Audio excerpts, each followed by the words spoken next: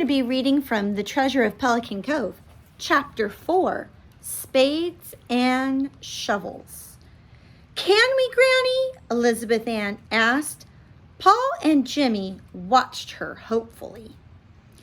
"Why anyone would spend his summer running around after something that isn't there is beyond me," she said. Jimmy drooped. "Oh, Granny." "Just think," Paul pleaded, "what an adventure this could be. Buried treasure. What if we find it?" Granny sighed. "I can see you've got treasure hunting fever. Sometimes it's best to let it run its course. Hiram, see that they have good equipment. I don't want them to hurt themselves."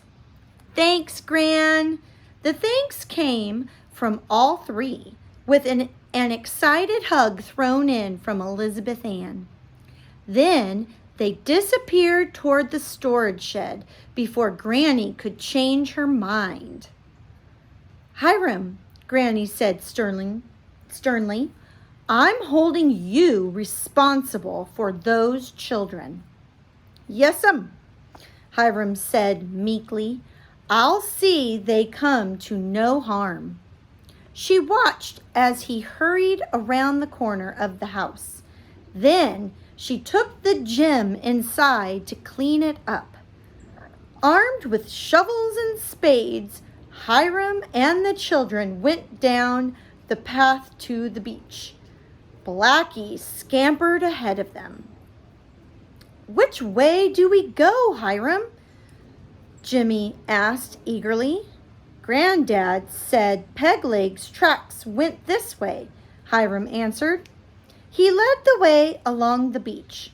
After that, who knows?" "I think we should try up on the dunes," Paul suggested.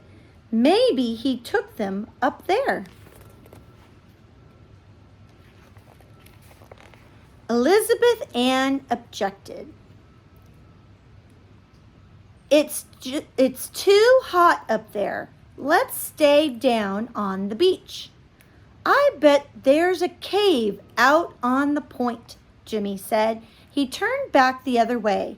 "I'm going to find it." "There's no cave there," Paul said sharply. "There never has been." "How do you know?" Jimmy said. "Whoa, boys," Hiram said. "Paul is right, Jimmy. There are no caves along this stretch of beach. That's why we always thought the treasure was buried in the sand. I think Paul probably had the right idea. Let's head for the road." Elizabeth Ann groaned, but she followed the old man and the boys. They picked their way through the sliding sand until they reached the upper road.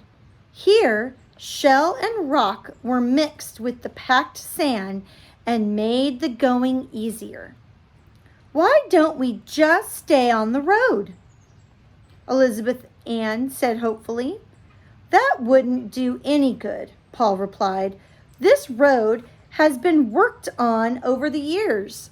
If anything had been hiding there, it would have been found long ago. Right, Hiram?" "Right." Hiram stopped to look for Jimmy. "Hey, Jimmy," he called. "Come down from there." Jimmy had chased Blackie up to the top of one of the dunes. Blackie ran ahead of him and disappeared over the ridge. "But Blackie went over there," Jimmy called back. "Let him go," Hiram said. "He'll come back when he's ready. That's part of his regular routine." Jimmy gave Blackie a longing look. Then he slid back down. Regular route.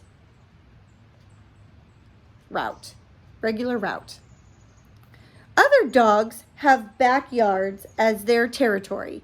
The beach is Blackie's. He makes his run every day down past the amusement park, over to the river, then back to the point. That's his territory.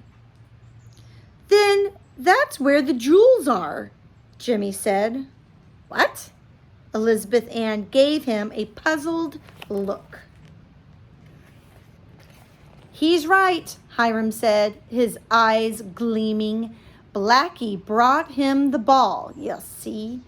Blackie got the ball in his territory. So where do we start digging? Paul asked. Hiram scratched his head. I just don't know. Granddad covered the beach pretty well. I've done some digging myself, so I know where it isn't. Maybe we've been a little hasty about digging. Maybe we ought to go back to the house and draw a map of Blackie's territory. We could mark it off in quadrants and search them one by one, Paul suggested. Hydrants? No, quadrants. Jimmy, Paul explained, sort of like squares. We'll do one square at a time. Good idea, Paul, Hiram agreed. I have graph paper and pens at my place. They started back to the garage. Jimmy followed, but he kept looking back for Blackie. The dog was nowhere to be seen. He gave up and clattered up the stairs after the others. He stopped at the open door of Hiram's apartment. Like his brother and sister, he had never been in the apartment. Granny had insisted that Hiram have one place where he could not be disturbed. Ginny looked about in awe. A brisk breeze from the ocean fanned the curtains at the big windows. Bookshelves lined the walls under the windows. They were stuffed with books. Books were stacked on end tables, on counters, and on the dining room table. Maps lined the walls, and from the ceiling hung shells, perfect shells. On one side of the room was a huge salt water tank. Jimmy made a beeline for it.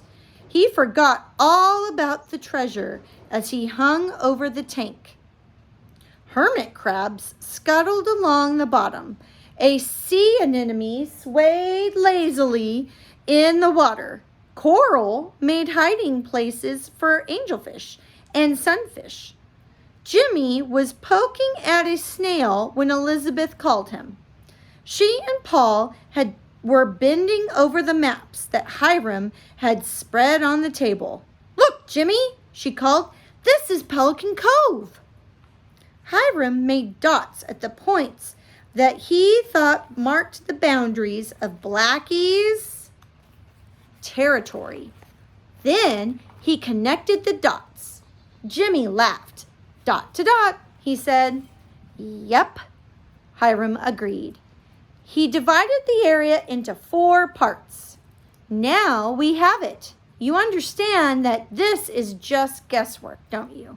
Blackie may go farther than this. I hope not, Paul said. This is a lot of cover. Well, let's go, Jimmy said.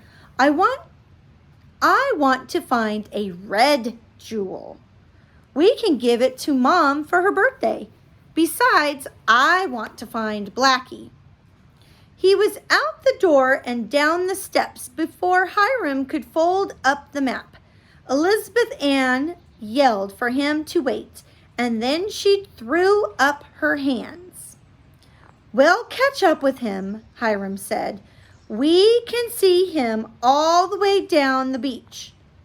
They started searching in the first quadrant. Hiram made them promise not to disturb anything. Put it back the way you found it, he said. Folks got sort of put out by Granddad's holes. Put out? Jimmy asked from behind him. Mad, Paul grunted. He shoveled sand faster.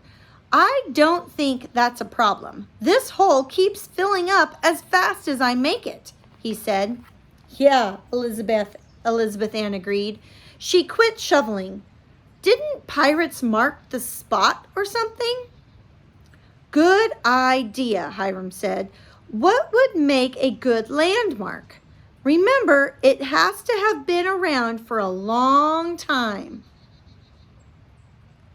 The palms in quadrant 1, Paul suggested. They make a funny pattern. Or the rocky ledge over there by the road in quadrant 3, Elizabeth Ann said. You know, Hiram said thoughtfully, your granny may have a few ideas herself. She was born right here at Land's End. She'll know what changes have been made over the years, maybe even better than I do.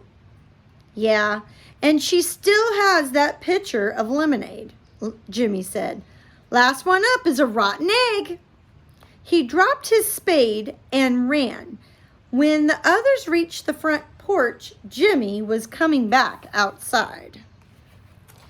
I can't find her, he said. What? Elizabeth Ann stopped, gasping for breath. Granny's gone. And so is the emerald.